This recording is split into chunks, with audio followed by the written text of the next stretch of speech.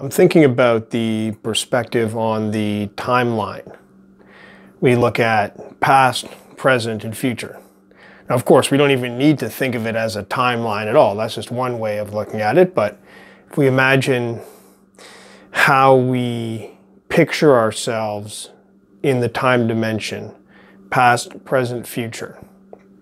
Now, the usual advice is that if you are too focused on the past, that will tend to lead to kind of a depressed state of not being able to really appreciate the present or work towards the future because you're constantly hitting against things that you can't change since the past is completely unchangeable.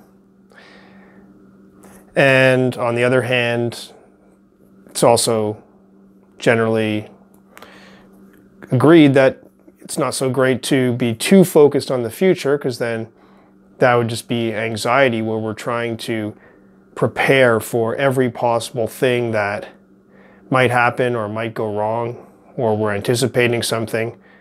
And both of these conditions would lead to less appreciation of the present, less ability to really be aware of the present, which is of course the only time when we can actually do anything.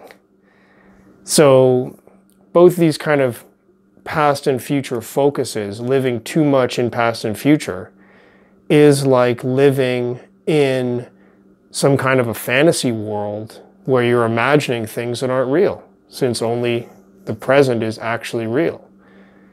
So standard advice, and it seems to be generally a good idea, that it's really better to keep our attention in the present most of the time and not get too lost in past or future. So I think this is generally the right idea. I also think that it's possible perhaps to take it too far in becoming too absorbed in the present. Now, sometimes it seems this is great, just to really feel the present and just be in it with no concern for past and future. In many ways, that seems like the ideal state to be in. But what about those times when the present does not feel good, where the present is full of a negative state of mind? Should we then be absorbed in the present? Well, the argument could be made, and has been, that if you have this negative state of mind, it isn't really coming out of the present. It's coming from some notion that you have about the past or the future and kind of analyzing the present in those terms. And if we can really eliminate past and future, then we won't have to have that negative feeling because we're only in the present. And without this kind of extra layer of analysis of, what does this present feeling mean? It is just a feeling in the present, and it's not going to lead us into those rabbit holes of remembering the past or anticipating the future.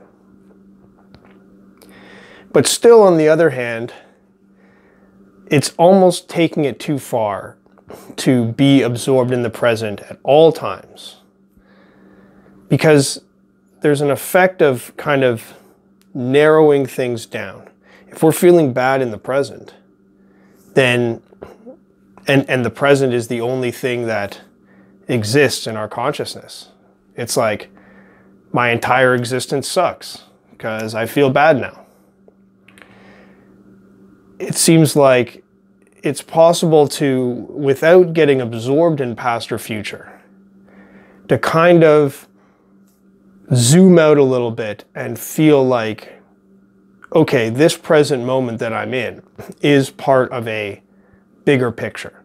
And I may be feeling bad at the moment, but I know that in the bigger picture, I don't feel bad about the bigger picture because there's a lot more going on, and sometimes I feel bad, sometimes I feel good, but it's part of this bigger picture, past and future. sort of seeing this as one spot on the timeline, maybe a dark little dip in the timeline that will be recovered, that will end. Remembering that however we're feeling in the moment, whether good or bad, that this will end. Seems like this can be a valuable perspective as well. So as much as mindfulness and being absorbed in the present may certainly be the ideal state of mind, it seems like sometimes we just have to step back and say, this is just one step along the way.